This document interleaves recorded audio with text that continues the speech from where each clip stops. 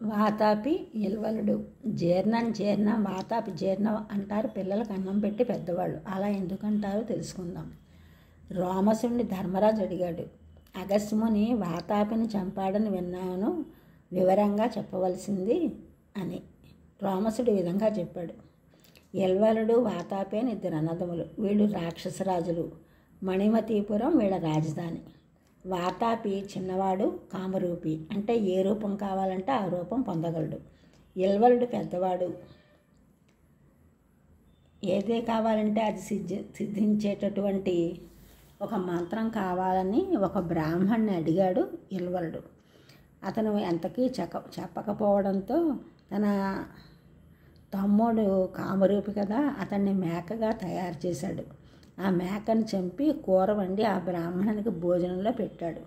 ఆ బ్రాహ్మణుడు భోజనం చేసి లేచాడు. అప్పుడు ఇల్వలుడు వాతాపి అని పిలిచాడు. పిలవడమే తడవుగా ఆయన బొజ్జ పగిలించుకుని బతికి వచ్చాడు వాతాపి.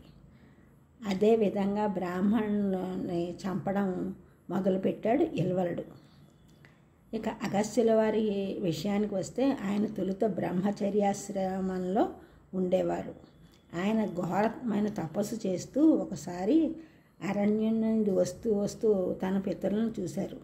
వారు ఒక చోట తలక్రిందులుగా వేళ్లాడడం గమనించారు. అది చూసి అగస్త్యుల వారు, మీరు ఎందుకు ఇలా ఉన్నారు అని అడగగా, నువ్వు ఎంతసేపు తపస్సు అంటున్నావు, నీకు సంతానం కలిగితే కానీ మాకు ఉత్తమ లోకాలు కలగవు అనగా మీ ఆదేశాన్ని పాటిస్తానన్నారు అగస్త్యుల వారు.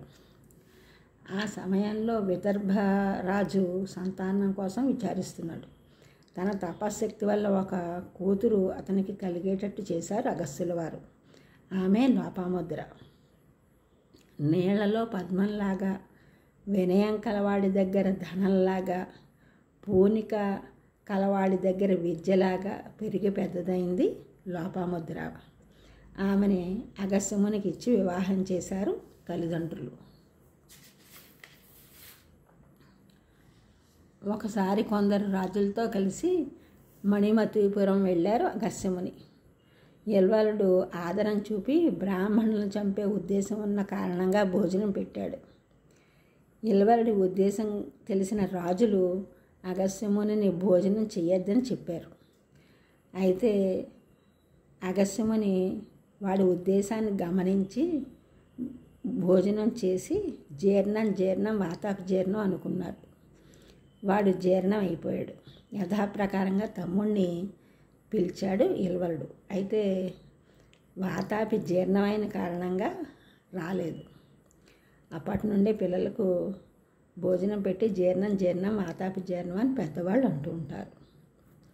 ఈ ఛానల్ చూసిన వారందరూ కూడా సబ్స్క్రైబ్ చేయండి, షేర్ చేయండి, లైక్ చేయండి, కామెంట్ చేయండి. సబ్స్క్రైబ్ చేసిన వారందరికీ కూడా కృతజ్ఞతలు. షేర్ చేసినారు, లైక్ చేసినారు, కామెంట్ చేసిన వారందరికీ కూడా ధన్యవాదములు.